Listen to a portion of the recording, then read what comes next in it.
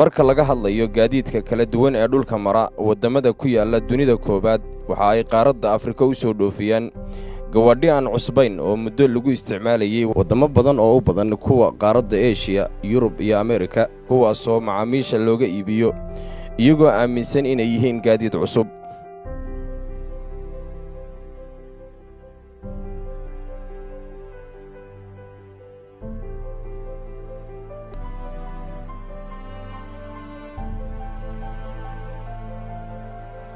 laakiin gaadhigani waa Santa Fe 2019 iyo Grand Santa Fe 2019 oo weli aan gaadhin wadamo badan oo caalamka ah. waa baabuur raaxo badan oo loo naqshadeeyay qaab aad u horumarsan.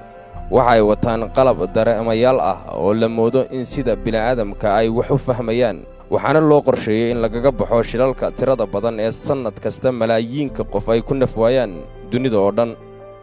gaadhigan wuxuu ka mid yahay gaadiidka casriga ah ee ay keentay shirkadda Dahabshiil oo ka soo baxay warshadda Hyundai. waa gaadhiga Santa Fe 2019 oo weli aan soo gaadhin wadamo fara badan oo dunida ku yaala.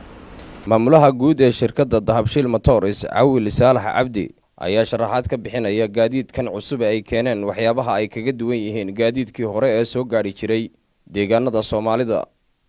gaadiidka markii aanu keenaynay kolley sahan badan socoto badan baanu sameynay. shirkadda Dahabshiil runtii saad la socoto shirkadaha raa'ida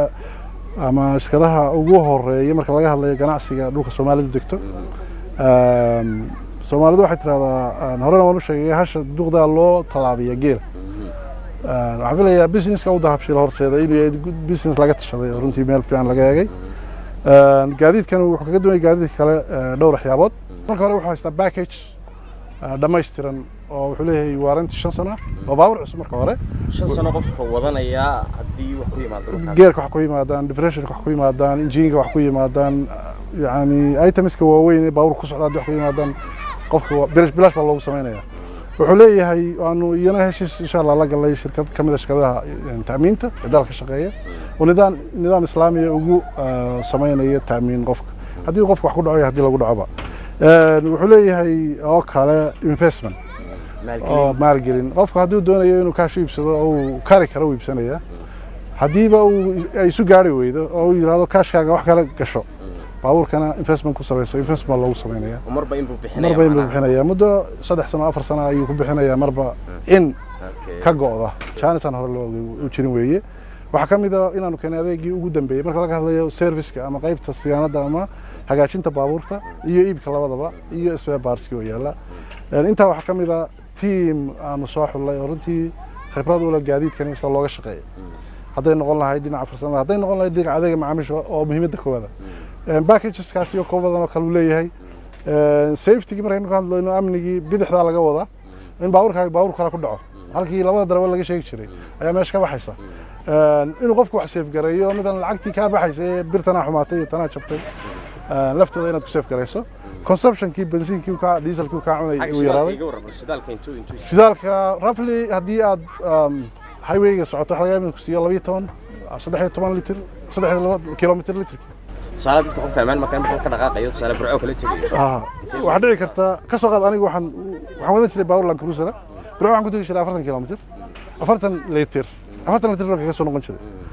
haddaan kan ka haysto waxa laga yaabaa 30 liters aan go and back ka soo noqon 30 litir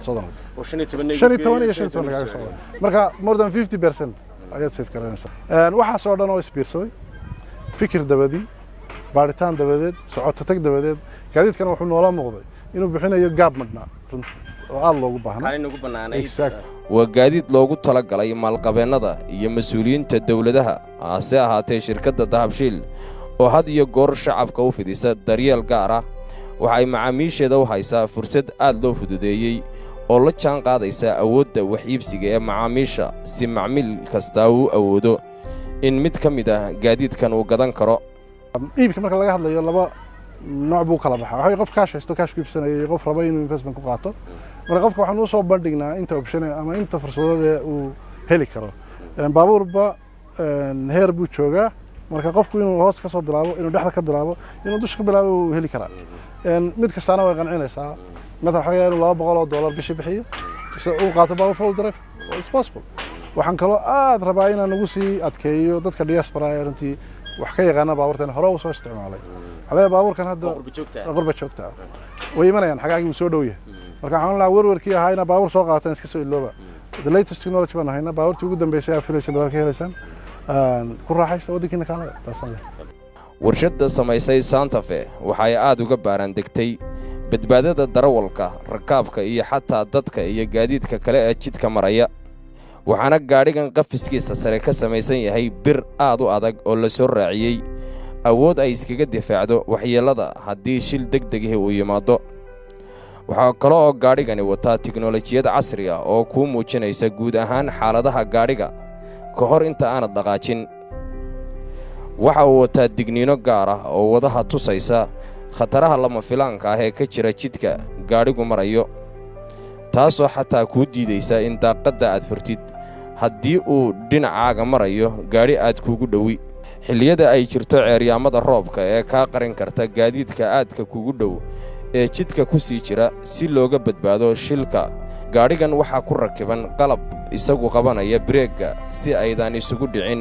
gaadhiga kaa horreeya ee ceeryaamadu ama siigadu kaa qarisay wuxuu leeyahay security marka laga hadlo kamaradaha ku wada xidhan baabuurkan hore iyo dib dhexda telefoonka wada dhigaysaa wireless buu charge karaynaya مثلا tusaalan ku siinaya maxaas baa baabuurka la socda caruurtii baa rabtay inay albaabka dambe iska furto